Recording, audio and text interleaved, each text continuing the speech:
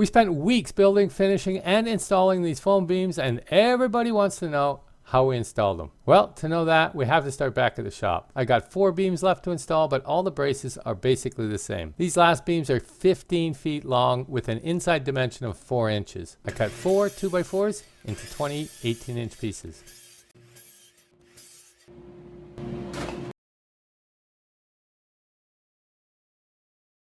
Then I ripped these down to 3 inches.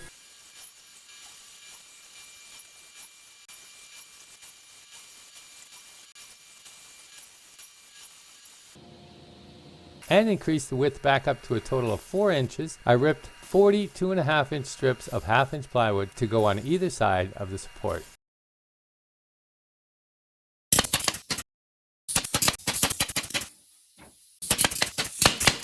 Next, we pre-drilled 2 holes in each support.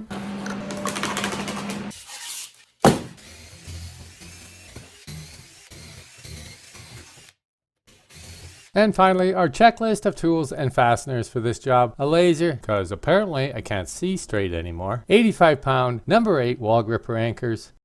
Number 8 3-inch panhead screws. Number 6 inch and 5/8 black screws. Some PL premium adhesive. Don't forget the caulking gun. Oh yeah, and a caulking gun. Can't forget Mr. DeWalt. Our overall length is 177 inches. We made the beams 15 feet, knowing we would have to cut them down to an exact fit once on site. Now to keep the seam in the middle, we'll cut a little off each end of the beam. So 177 divided by 2 is 88.5, measured out from the center seam of each beam. Then using a speed square and an X-Acto knife to cut each end flush.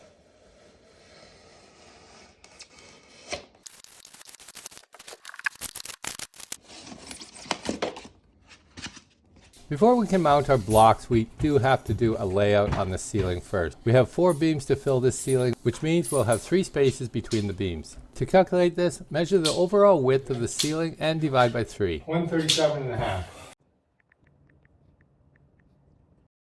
That'll give us the center of each beam. Then we set up our laser and start setting the supports. Turns out 5 blocks per beam was overkill, so 3 it is. The beam weighs about 3 pounds, if you're curious. Line up the blocks on the laser, pre-drill your holes, insert the anchors, a little PL adhesive on the back of the blocks, and screw the supports to the ceiling.